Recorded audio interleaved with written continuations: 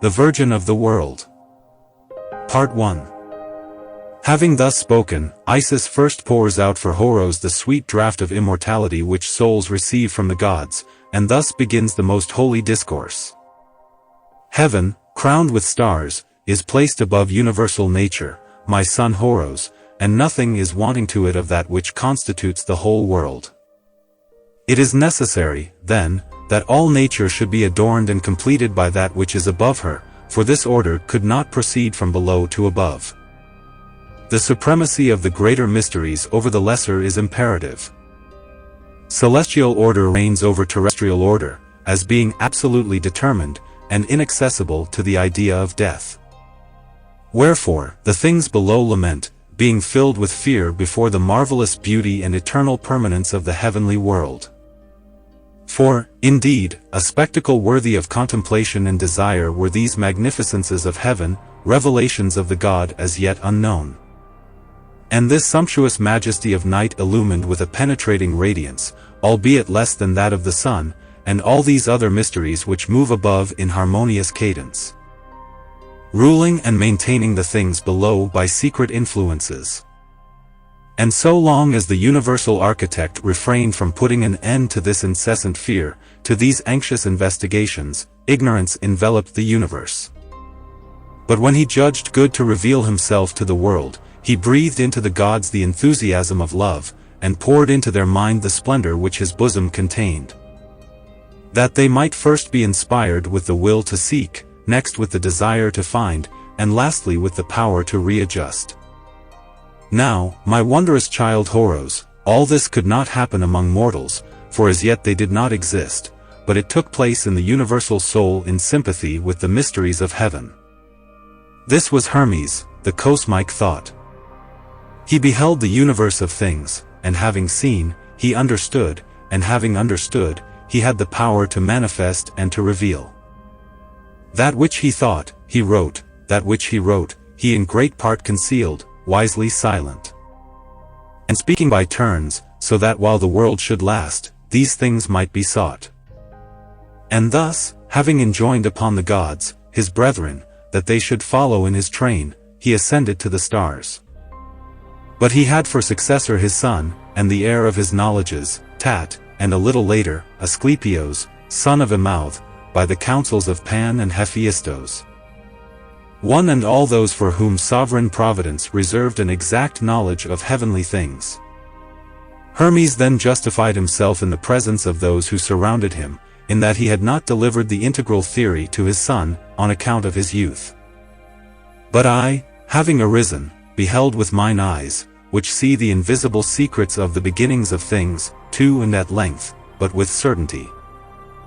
I understood that the sacred symbols of the cosmic elements were hidden near the secrets of Osiris. Hermes returned to heaven, having pronounced an invocatory speech. It is not fitting, O my son, that this recital be left incomplete. Thou must be informed of the words of Hermes when he laid down his books. O sacred books, he said, of the immortals, ye in whose pages my hand has recorded the remedies by which incorruptibility is conferred, remain forever beyond the reach of destruction and of decay. Invisible and concealed from all who frequent these regions, until the day shall come in which the ancient heaven shall bring forth instruments worthy of you, whom the Creator shall call souls. Having pronounced upon his books this invocation, he wrapped them in their coverings, returned into the sphere which belonged to him, and all remained hidden for a sufficient space. And nature, O my son, was barren until the hour in which those who are ordained to survey the heavens, advancing towards God, the King of all things, deplored the general inertia, and affirmed the necessity of setting forth the universe. No other than himself could accomplish this work. We pray thee, said they, to consider that which already is, and that which is necessary for the future. At these words, the god smiled benignant, and commanded nature to exist. And, issuing with his voice, the feminine came forth in her perfect beauty. The gods with amaze beheld this marvel. And the great ancestor, pouring out for nature an elixir, commanded her to be fruitful. And forthwith, penetrating the universe with his glance, he cried, let heaven be the plenitude of all things, and of the air, and of the ether. God spake, and it was done. But nature, communing with herself, understood that she might not transgress the commandment of the Father, and, uniting herself to labor, she produced a most beautiful daughter, whom she called Invention, and to whom God accorded being. And having differentiated created forms, he filled them with mysteries, and gave the command of them to Invention. Then, not willing that the upper world should be inactive, he saw fit to fill it with spirits, in order that no region should remain in immobility and inertia. And in the accomplishment of his work he used his sacred art. For, taking of himself such essence as was necessary, and mingling with it an intellectual flame, he combined with these other materials by unknown ways. And having achieved by secret formulas the union of these principles, he endowed with motion the universal combination. Gradually, in the midst of the protoplasm, glittered a substance more subtle, purer, more limpid, than the elements from which it was generated. It was transparent, and the artist alone perceived it. Soon, it attained its perfection, being neither melted by the fire, nor chilled by the breath, but possessing the stability of a special combination, and having its proper type and constitution. He bestowed on it a happy name, and, according to the similitude of its energies, he called it self-consciousness. Of this product he formed myriads of souls, employing the choicest part of the mixture for the end which he had in view, proceeding with order and measure, according to his knowledge and his reason. The souls were not necessarily different, but the choicest part, animated by the divine motion, was not identical with the rest. The first layer was superior to the second, more perfect and pure. The second, inferior truly to the first, was superior to the third, and thus, until 60 degrees, was completed the total number. Only, God established this law, that all equally should be eternal, being of one essence, whose forms he alone determines. He traced the limits of their sojourn on the heights of nature, so that they might turn the wheel according to the laws of order and of wise discretion, for the joy of their Father. Then, having summoned to these splendid regions of ether the souls of every grade, he said to them, O souls, beautiful children of my breath and of my care, you whom I have produced with my hands, in order to consecrate you to my universe, hear my words as a law.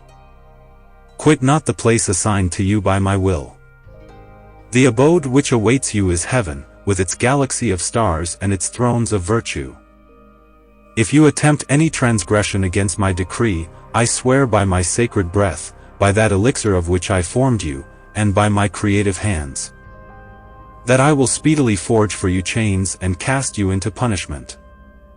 Having thus spoken, God, my master, mingled together the rest of the congenial elements, earth and water. And pronouncing certain powerful and mystic words, albeit different from the first, he breathed into the liquid protoplasm motion and life, rendered it thicker and more plastic, and formed of it living beings of human shape. That which remained he gave to the loftiest souls inhabiting the region of the gods in the neighborhood of the stars, who are called the sacred genii. Work, said he, my children, offspring of my nature, take the residue of my task, and let each one of you make beings in his image. I will give you models. Therewith he took the zodiac and ordained the world in conformity with vital movements, placing the animal signs after those of human form. And after having given forth the creative forces and generative breath for the whole range of beings yet to come, he withdrew, promising to unite to every visible work an invisible breath and a reproductive principle, so that each being might engender its similar without necessity to create continually new entities. And what did the souls do, O my mother? And Isis answered, they took the mingled material, O my son Horos, and began to reflect thereon, and to adore this combination, the work of the Father. Next, they sought to discover of what it was composed, which, indeed, it was not easy to find. Then, fearing that this search might excite the anger of the Father, they set themselves to carry out his commands. Therefore, taking the upper portion of the protoplasm, that which was lightest, they created of it the race of birds. The compound having now become more compact and assuming a denser consistency, they formed of it the quadrupeds. While of the thickest part which needed a moist vehicle for its support, they made fishes. The remainder, being cold and heavy, was employed by the souls in the creation of reptiles. Forthwith, O my son, proud of their work, they were not afraid to transgress the divine law, and, in spite of the prohibition, they receded from their appointed limits. Not willing to remain longer in the same abode, they moved ceaselessly, and repose seemed to them death. 1. But, O my son, their conduct could not escape the eye of the Lord God of all things. He minded to punish them, and to prepare for them hard bonds. The ruler and master of the universe resolved then for the penance of the souls, to mold the human organism, and having called me to him, said Hermes, he spoke in this wise. O soul of my soul, holy thought of my thought, how long shall earthly nature remain sad? How long shall the creation already produced continue inactive and without praise? Bring hither before me all the gods of heaven. Thus God spake, quoth Hermes, and all obeyed his decree. Look upon the earth, he said to them, and upon all things beneath. Straightway they looked, and understood the will of the Lord. And when he spoke to them of the creation of man, asking of each what he could bestow upon the race about to be born, the sun first replied, I will illumine mankind. Then the moon promised enlightenment in her turn, adding that already she had created fear, silence, sleep, and memory. Cronos announced that he had begotten justice and necessity. Zeus said, in order to spare the future race perpetual wars, I have generated fortune, hope, and peace. Ares declared himself already father of conflict, impetuous zeal, and emulation. Aphrodite did not wait to be called upon. As for me, O master, she said, I will bestow upon mankind desire, with voluptuous joy and laughter, that the penalty to which our sister souls are destined may not weigh on them too hardly. These words of Aphrodite, O my son, were welcomed gladly. And I, said Hermes, will endow human nature with wisdom, temperance, persuasion, and truth, nor will I cease to ally myself with invention. I will ever protect the mortal life of such men as are born under my signs, seeing that to me the Creator and Father has attributed in the zodiac, signs of knowledge and intelligence. Above all, when the movement which draws thereto the stars is in harmony with the physical forces of each. He who is master of the world rejoiced at hearing these things, and decreed the production of the human race. As for me, said Hermes, I sought what material ought to be employed in the work, and invoked the Lord. He commanded the souls to give up the residue of the protoplastic substance, which having taken, I found it entirely dried up. Therefore, I used a great excess of water wherewith to renew the combination of the substance, in such wise that the product might be resolvable, yielding, and feeble. And that force should not be added therein to intelligence. When I had achieved my work it was beautiful, and I rejoiced in seeing it. And from below I called upon the Lord to behold what I had done. He saw it, and approved. Straightway he ordained that the souls should be incorporated, and they were seized with horror on learning what should be their condemnation. These words, said Isis, struck me. Hearken, my son Horos, for I teach thee a mystery. Our ancestor Chemephes had it also from Hermes, who inscribes the recital of all things. He, in turn, received it from the ancient Chemephes when he admitted me to the initiation of the Black Veil. Too and thou, likewise, O marvelous and illustrious child, receive it from me. The souls were about to be imprisoned in bodies, whereat some sighed and lamented, as when some wild and free animal suddenly enchained. In the first moment of subjection to hard servitude and of severance from the beloved habits of the wilderness, struggles and revolts, refusing to follow its conqueror. And if occasion presents itself, slaying him. Others, again, hissed like serpents, or gave vent to piercing cries and sorrowful words, glancing aimlessly from height to depth. Great heaven, said one, principle of our birth, ether, pure airs, hands, and sacred breath of the sovereign God, and you, shining stars, eyes of the gods, unwearying light of sun and moon. Our early brethren, what grief, what rending is this? Must we quit these vast, effulgent spaces, this sacred sphere, all these splendors of the empyrean and of the happy republic of the gods, to be precipitated into these vile and miserable abodes? What crime, O wretched ones, have we committed? How can we have merited, poor sinners that we are, the penalties which await us? Behold the sad future in store for us, to minister to the wants of a fluctuating and dissoluble body. No more may our eyes distinguish the souls divine. Hardly through these watery spheres shall we perceive, with sighs, our ancestral heaven. At intervals even we shall cease altogether to behold it. By this disastrous sentence direct vision is denied to us. We can see only by the aid of the outer light. These are but windows that we possess, not eyes. Nor will our pain be less when we hear in the air the fraternal breathing of the winds with which no longer can we mingle our own, since that will have for its dwelling, instead of the sublime and open world, the narrow prison of the breast. But thou, who drivest us forth, and causest us from so high a seat to descend so low, assign a limit to our sufferings. O Master and Father, so quickly become indifferent to thy handiwork, appoint a term to our penance, deign to bestow on us some last words, while yet we are able to behold the expanse of the luminous spheres. This prayer of the souls was granted, my son Horos, for the Lord was present, and sitting upon the throne of truth, thus he addressed them. O souls, you shall be governed by desire and necessity. After me, these shall be your masters and your guides. Souls, subjected to my scepter which never fails, know that inasmuch as you remain stainless you shall inhabit the regions of the skies. If among you any be found to merit reproach, they shall inhabit abodes destined to them in mortal organisms. If your faults be light, you shall, delivered from the bond of the flesh, return to heaven. But if you become guilty of graver crime, if you turn away from the end for which you have been formed, then indeed you shall dwell neither in heaven nor in human bodies. But thenceforth you shall pass into those of animals without reason. Having thus spoken, O my son Horos, he breathed upon them and said, It is not according to chance that I have ordained your destiny. If you act ill, it will be worse. It will be better if your actions are worthy of your birth. It is myself and not another who will be your witness and your judge. Understand that it is because of your past errors that you are to be punished and shut up in fleshly bodies. In different bodies, as I have already told you, your rebirths will be different.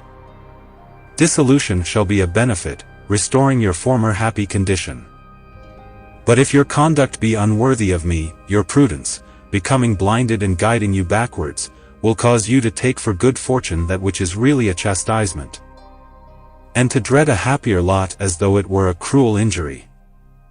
The most just among you shall, in their future transformations, approximate to the divine, becoming among men, upright kings, true philosophers, leaders and legislators, true seers, collectors of salutary plants, cunning musicians, intelligent astronomers, wise augurs, instructed ministrants, all beautiful and good offices. As among birds are the eagles which pursue and not nor devour those of their own kind, and do not permit weaker ones to be attacked in their presence, because justice is in the nature of the eagle.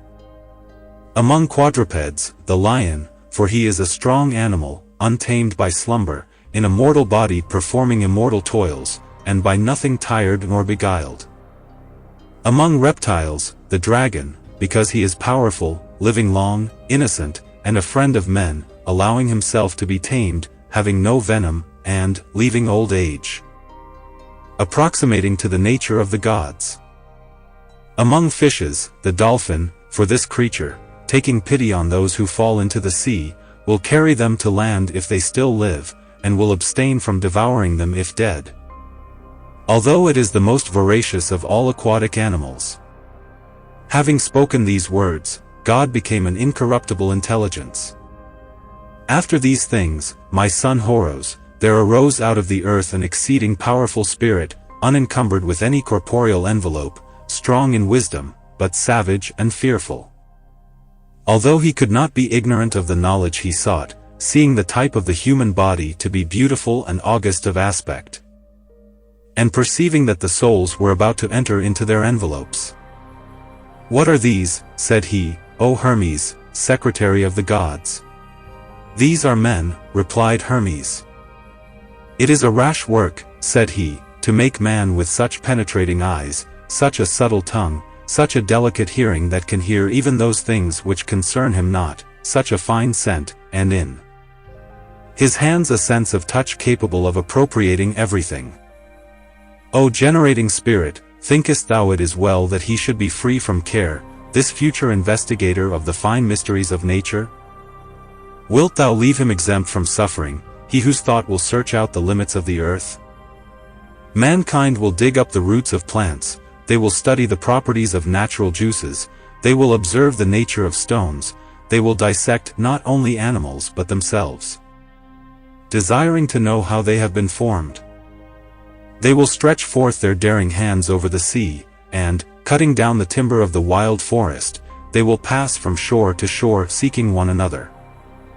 They will pursue the inmost secrets of nature even into the heights, and will study the motions of heaven. Nor is this enough, when nothing yet remains to be known than the furthest boundary of the earth, they will seek even there the last extremities of night. If they apprehend no obstacle, if they live exempt from trouble, beyond reach of any fear or of any anxiety, even heaven itself will not arrest their audacity. They will seek to extend their power over the elements. Teach them, then, desire and hope, in such wise that they may know likewise the dread of accident and of difficulty, and the painful sting of expectation deceived. Let the curiosity of their souls have for balance, desire and fear, care and vain hope. Let their souls be a prey to mutual love, to aspirations and varied longings, now satisfied, now deceived, so that even the sweetness of success may be an allurement to draw them towards misfortune. Let the weight of fevers oppress them, and break in them all desire. Thou sufferest, Horos, in hearing this thy mother's recital?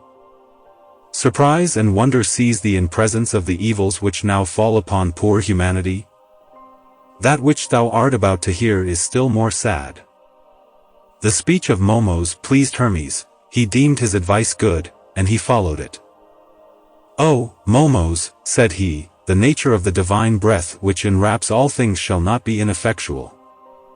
The Master of the universe has charged me to be his agent and overseer. The deity of the penetrating eye one will observe and direct all events. And for my part, I will design a mysterious instrument, a measure inflexible and inviolable, to which everything shall be subject from birth even to final destruction, and which shall be the bond of created entities. This instrument shall rule that which is on the earth, and all the rest. It is thus, quoth Hermes, that I spoke to Momos, and forthwith the instrument operated.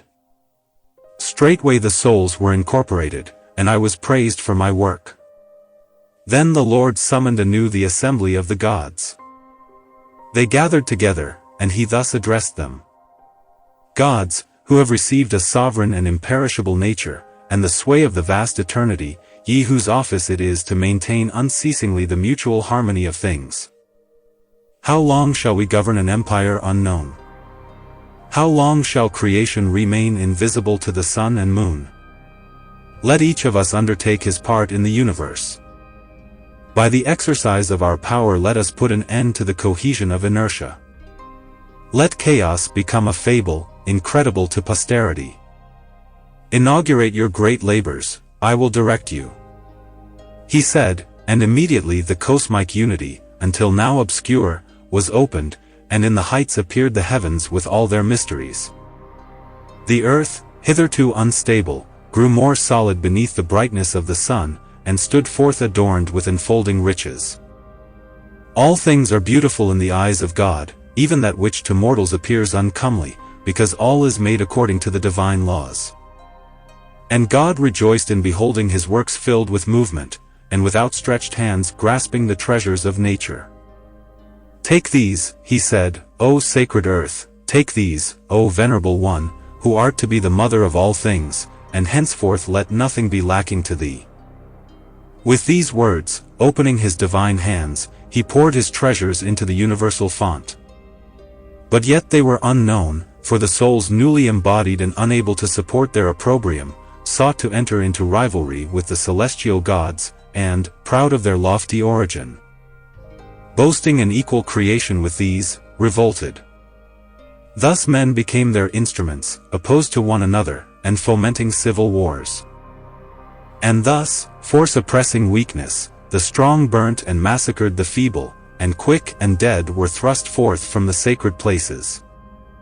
Then the elements resolved to complain before the Lord of the savage condition of mankind. For the evil being already very grievous, the elements hastened to God the Creator, and pleaded in this wise, the fire being suffered to speak first. "O Master," he said, "Maker of this new world, thou whose name, mysterious among the gods, has hitherto been revered among all men. How long, O Divinity, halt thou decreed to leave human life without God? Reveal thyself to the world which calls for thee, correct its savage existence by the institution of peace. Grant unto life, law, grant unto night oracles, fill all things with happy auguries, let men fear the judgment of the gods, and no man shall sin any more. Let crimes receive their just punishment, and men will abstain from unrighteousness. They will fear to violate oaths, and madness will have an end. Teach them gratitude for benefits, so shall I devote my flame to pure offerings and libations, and the altars shall yield the exhalations of sweet savors. For now I am polluted, O Master, because the impious temerity of men forces me to consume flesh. They will not suffer me to remain in my nature, they pervert and corrupt my purity. The air spoke in its turn, I am defiled by the effluvium of corpses, O Master, I am becoming pestilent and unwholesome, and from on high I witness things which I ought not to behold. Then the water took up the word, and spoke on this wise, O my illustrious Son, Father and wondrous Creator of all things, Divinity incarnate, Author of nature who brings forth all through thee, command the waters of the streams to be always pure. For now both rivers and seas are compelled to bathe the destroyer and to receive his victims. Then at the last the earth appeared, O my glorious Son, and thus began. O King, Chief of celestial choirs and Lord of their orbits, Master and Father of the elements which lend to all things increase and decrease, and into which all must return. Behold how the impious and insensate tribe of man overspreads me, O Venerable One, since by thy commands I am the habitation of all beings. Bearing them all and receiving into my bosom all that is slain, such is now my reproach. Thy terrestrial world in which all creatures are contained is bereft of God. And because they revere nothing, they transgress every law and overwhelm me with all manner of evil works. To my shame, O Lord, I admit into myself the product of the corruption of carcasses. But I, who receive all things, would fain also receive God. Grant to earth this grace, and if thou combest not thyself, for indeed I cannot contain thee, let me at least receive some holy efflux of thee. Let the earth become the most glorious of all the elements, and since she alone gives all things to all, may she revere herself as the recipient of thy favors. Thus the elements discoursed, and forthwith God filled the universe with his divine voice. Go, said he, sacred offspring, worthy of your Father's greatness, seek not to change anything, nor refuse to my creatures your ministry. I will send you an efflux of myself, a pure being who shall investigate all actions, who shall be the dreadful and incorruptible judge of the living. And sovereign justice shall extend its reign even into the shades beneath the earth. Thus shall every man receive his merited deserts. Thereupon the elements ceased from their complaints, and each of them resumed its functions and its sway. And in what manner, O my mother, said Horos, did the earth afterwards obtain this efflux of God? I will not recount this nativity, said Isis, I dare not, O powerful Horos, declare the origin of thy race, lest men in the future should learn the generation of the gods. I will say only that the supreme God, creator and architect of the world, at length accorded to earth for a season, thy father Osiris and the great goddess Isis, that they might bring the expected salvation. By them life attained its fullness, savage and bloody wars were ended, they consecrated temples to the gods their ancestors, and instituted oblations. They gave to mortals law, nourishment, and raiment. They shall read, Hermes said, my mystic writings, and dividing them into two parts, they shall keep certain of them, and inscribe upon columns and obelisks those which may be useful to man. Institutors of the first tribunals, they established everywhere the reign of order and justice. With them began the faith of treaties, and the introduction into human life of the religious duty of oaths. They taught the rites of sepulture towards those who ceased to live, they interrogated the horrors of death. They shewed that the spirit from without delights to return into the human body, and that if the way of entry be shut against it, it brings about a failure of life.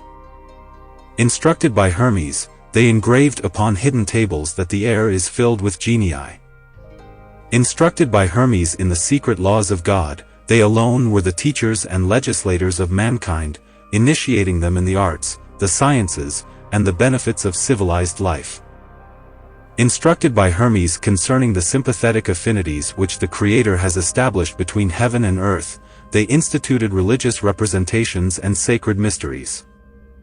And, considering the corruptible nature of all bodies, they ordained prophetic initiation, so that the prophet who lifts his hands to the gods should be instructed in all things, and that thereby philosophy and magic might provide nourishment for the soul, and medicine might heal the sufferings of the flesh. Having performed all these things, O my son, and seeing the world arrived at its fullness, Osiris and I were recalled by the inhabitants of heaven. But we could not return thither without having first praised the Lord, so that the celestial vision might fill the expanse, and that the way of a happy ascension might open before us. Since God delights in hymns. O my mother, said Horos, teach me this hymn, that I also may be instructed in it. Hearken, my son, answered Isis. Part 2.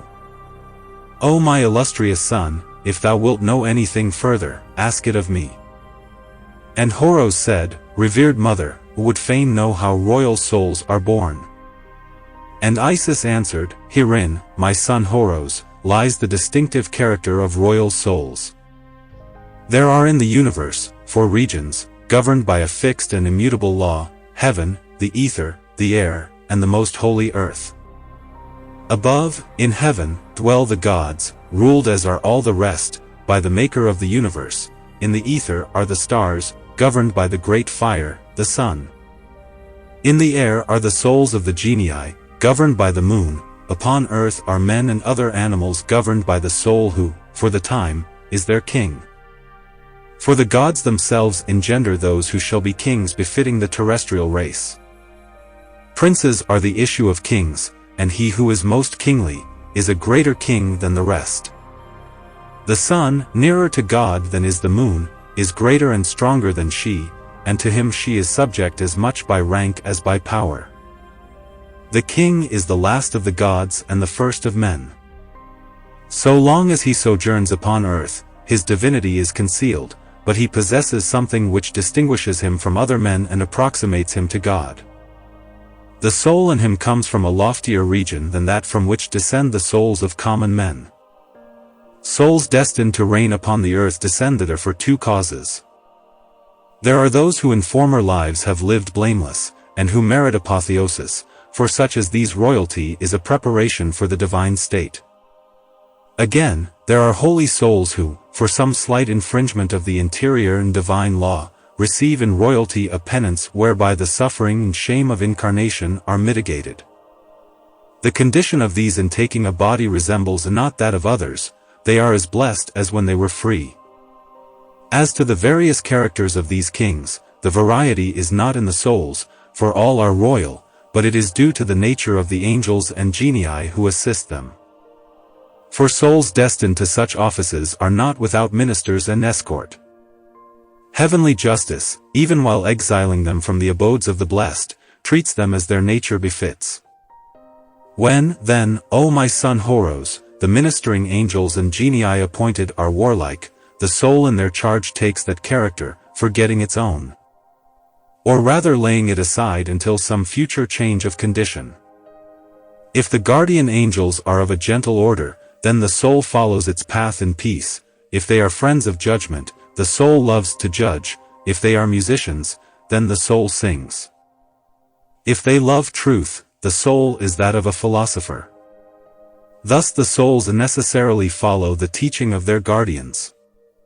Falling into human bodies they forego their proper estate, and while exiled from it they approximate to those intelligences by whom they have been embodied. Thine explanation is complete, my mother, said Horos, but thou hast not yet informed me in what manner noble souls are born. There are upon earth, O my son, different offices. So also is it among souls, they occupy different stations, and that soul which issues from a more exalted sphere is nobler than the rest, even as he who is free among men, is nobler than the slave. Exalted and royal souls are necessarily the masters of men. How are souls born, male or female? Souls, my son Horos, are all equal in nature, since they come from one region wherein the Creator has formed them. There are not among them either males or females. This distinction exists only between bodies, and not between incorporeal beings. But some are more energetic, some are gentler, and this belongs to the air in which all things are formed. For an airy body envelopes the soul, in it are the elements of earth, water, air, and fire. Among females this combination contains more of cold and of moisture than of dryness and heat, and the soul which is enfolded therein is watery and disposed to softness. The contrary happens among males, their envelope contains more of dryness and of heat, less of cold and of moisture, hence in bodies so formed the souls manifest greater vivacity and energy. And how, O my mother, are born the souls of the wise? And Isis answered, the organ of vision is enveloped in tunics. When these tunics are thick and dense, the sight is dull. When they are fine and subtle, the sight is penetrating.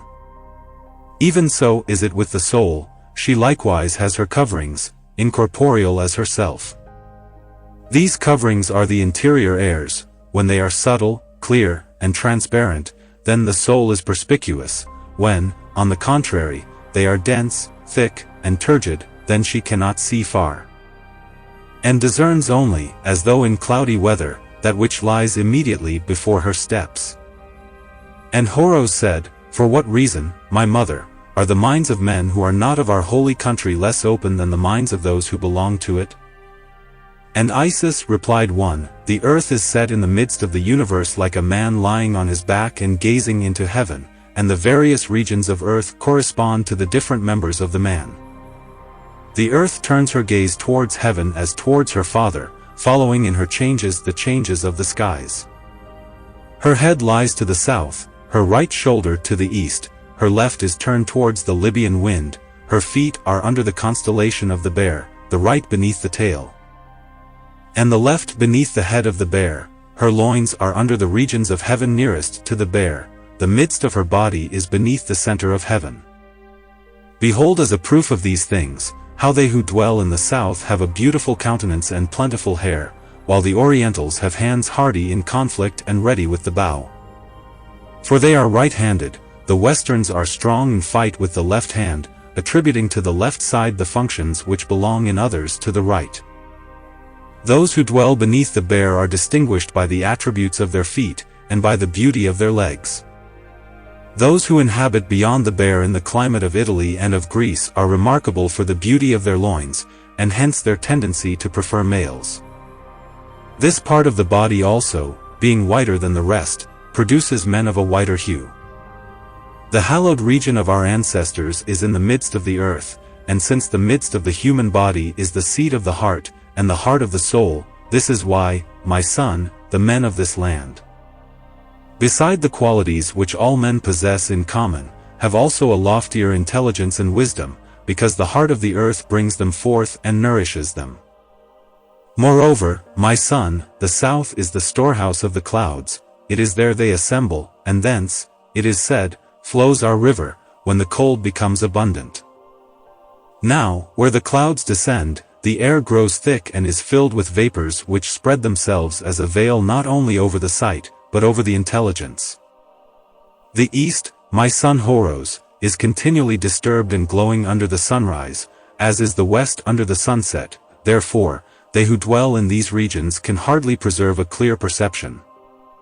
The north, by means of its icy temperature, thickens the mind even as it does the body. The central land alone, clear and serene, is favored as are those who inhabit her.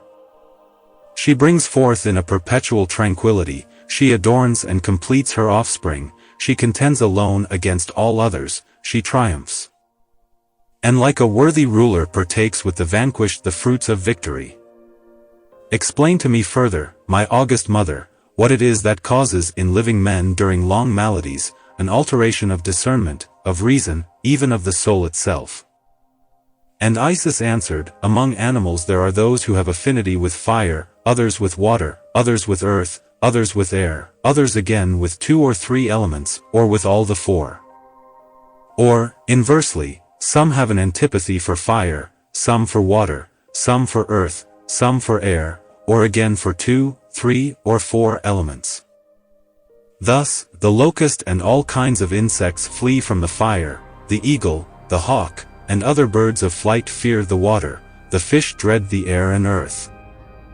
The serpent abhors the open air, and like all crawling creatures loves the ground, all fishes delight in the deep, the birds in the air where they pass their lives. Those who fly highest delight in the fire and sojourn in its vicinity. There are even certain creatures who disport themselves in the fire, such are the salamanders who have their abode in it. The elements enfold the body, and every soul inhabiting a body is weighed down and enchained by the 4 elements. Wherefore, it is natural that the soul should have affinity with certain elements and aversion for others, for which reason she cannot enjoy perfect happiness. Nevertheless, as the soul is of divine origin, she struggles and meditates even beneath this bodily covering, but her thoughts are not what they would be if she were free from the body. And if the body be disturbed and troubled by sickness or by terror, the soul herself is tossed about like a man in the midst of tempestuous waves. Part 3. Thou hast given me admirable instruction, my most powerful mother Isis, concerning the marvelous creation of souls by God, and I am filled with wonder. But thou hast not yet shown me whither souls depart when set free from bodies. Fain would I contemplate this mystery, and thank only thee for the initiation. And Isis said, Hearken, my son, for thy most necessary inquiry holds an important place, and may not be neglected. Hear my reply. O great and marvelous scion of the illustrious Osiris! Think not that souls on quitting the body mix themselves confusedly in the vague immensity and become dispersed in the universal and infinite spirit, without power to return into bodies, to preserve their identity, or to seek again their primeval abode. Water spilt from a vase returns no more to its place therein, it has no proper locality, it mingles itself with the mass of waters, but it is not thus with souls, O most wise Horos. I am initiated into the mysteries of the immortal nature, I walk in the ways of the truth, and I will reveal all to thee without the least omission. And first I will tell thee that water, being a body without reason, composed of myriads of fluid particles, differs from the soul which is, my son, a personal entity. The royal work of the hands and of the mind of God, abiding herself in intelligence. That which proceeds from unity, and not from multiplicity, cannot mingle with other things, and in order that the soul may be joined to the body, God subjects this harmonious union to necessity. Souls do not, then, return confusedly, nor by chance, into one and the same place, but each is dispatched into the condition which belongs to her. And this is determined by that which the soul experiences while yet she is in the tenement of the body, loaded with a burden contrary to her nature. Here, therefore, this comparison, O beloved Horos. Suppose that there should be shut up in the same prison, men, eagles, doves, swans, hawks, swallows, sparrows, flies, serpents, lions, leopards, wolves, dogs, hares, oxen, sheep, and certain amphibious animals, such as seals, hydras, turtles, crocodiles, and that at the same moment all the creatures should be liberated. All at once would escape, the men would seek cities and the public places, the eagles the ether, where nature teaches them to live, the doves the lower air, the hawks the higher expanse. The swallows would repair to places frequented by men, the sparrows to the orchards, the swans to districts where they could sing. The flies would haunt the proximity of the ground as high only as human exhalations extend, for the property of flies is to live on these and to flit over the surface of the earth. The lions and leopards would flee to the mountains, the wolves to the solitudes, the dogs would follow the track of man. The hares would betake themselves to the woods, the oxen to the fields and meadows, the sheep to the pastures, the serpents would seek the caves of the earth. The seals and the turtles would rejoin their kind in the shallows and running waters, in order to enjoy, conformably to their nature, alike the proximity of the shore and of the deep. Each creature would return, conducted by its own interior discernment, into the abode befitting it. Even so every soul, whether human or inhabiting the earth under other conditions, knows whither she ought to go. Unless, indeed, some son of Typhon should pretend that a bull may subsist in the waters or a turtle in the air. If, then, even when immersed in flesh and blood, souls do not infringe the law of order, although under penance, for union with the body is a penance, how much more shall they conform their